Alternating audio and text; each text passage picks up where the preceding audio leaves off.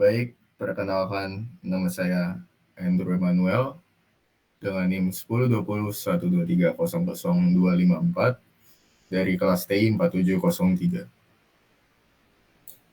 Baik, saya Muhammad Faiz Akil Hakim dengan NIM 1020 123 00023 dari TI 4703. Kembali lagi dengan saya Radin Muhammad Fadlan Kautsar dengan NIM 10201223000105 dari kelas TI 4703. Perkenalkan, nama saya Lusfa Rafael Salem, NIM 10201230030011 dari kelas TI 4703. Baik, kami akan memulai video kali ini. Oke, teman-teman, hari ini kita akan membahas tentang motivasi dalam konteks organisasi. Menurut kalian, apa sih motivasi itu? Menurut saya, motivasi merupakan sebuah dorongan internal dari jiwa seseorang ataupun eksternal yang membuat seseorang itu bertindak untuk mencapai suatu tujuan tertentu. Benar, Fadlan. Dalam buku yang kita baca, motivasi bisa dikaitkan dengan berbagai teori. Salah satunya misal teori kebutuhan Maslow. Teori dengan dua faktor, yaitu Herzberg dan teori harapan Fromm.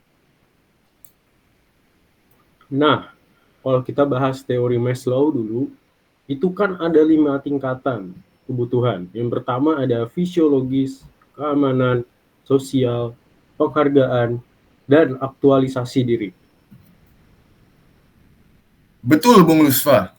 Konsep ini menggambarkan bahwa seseorang akan lebih termotivasi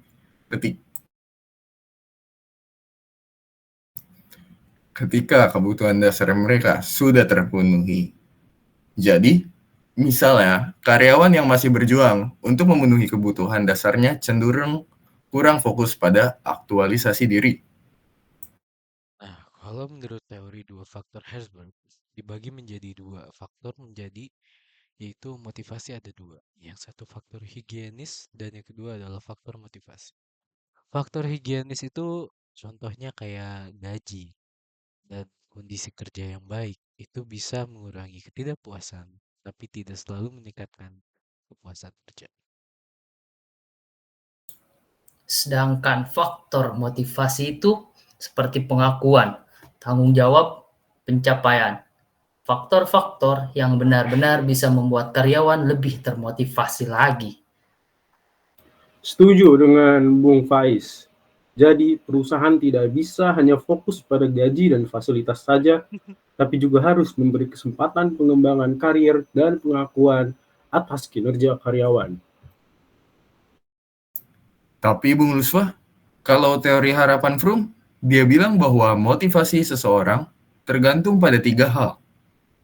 Ekspektasi, instrumentalitas, dan valensi.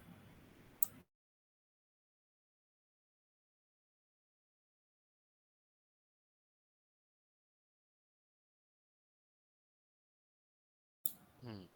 Halo Bung Fadlan? Nah, menurut tanggapan saya, Bung Andrew itu sebenarnya cukup baik, tapi ekspektasi itu tentang seberapa besar seseorang percaya bahwa usahanya akan menghasilkan kinerja yang baik.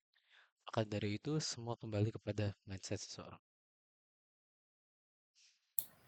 Sisi lain, instrumentalitas pun kaitannya dengan apakah kinerja yang baik akan menghasilkan reward yang diinginkan sesuai harapan karyawannya.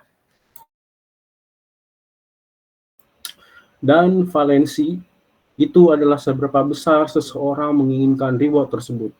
Kalau rewardnya tidak menarik bagi seseorang, ya motivasinya juga rendah.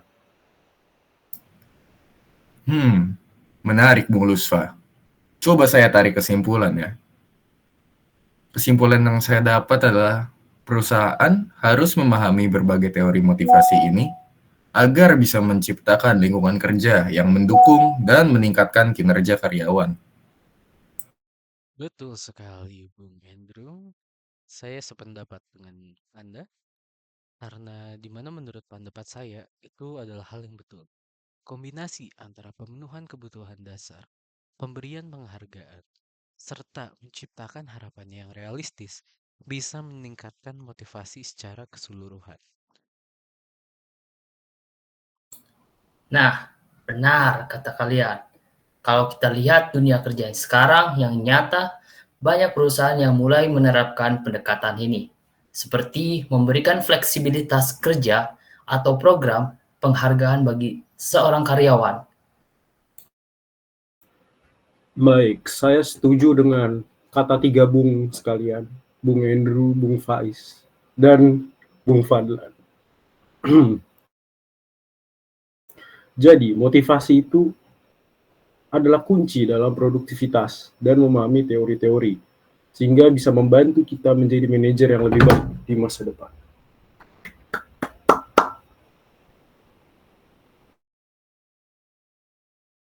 Baik, Baik, mungkin sesi diskusi akan kita tutup. Apakah ada tanggapan dari Bung Andrew, Bung Faiz, dan Bung Luspa? Kalau dari saya sendiri mungkin sudah cukup sampai di sini saja.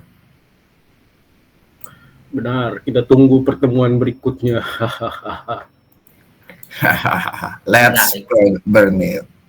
menarik. Pertemuan yang menarik.